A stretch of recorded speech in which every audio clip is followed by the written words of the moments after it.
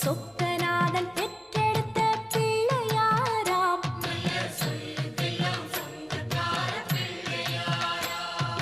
கைலாய மலைய விட்டு தெற்கே வந்தாராம். இந்த பிள்ளையாரு பட்டி கண்டு இருந்து விட்டாராம்.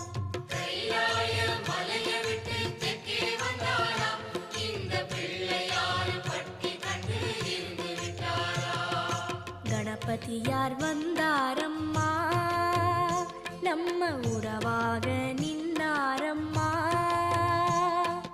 கணபதியார் வந்தாரம்மா, நம்ம உறவாக நின்னாரம்மா. சொக்கன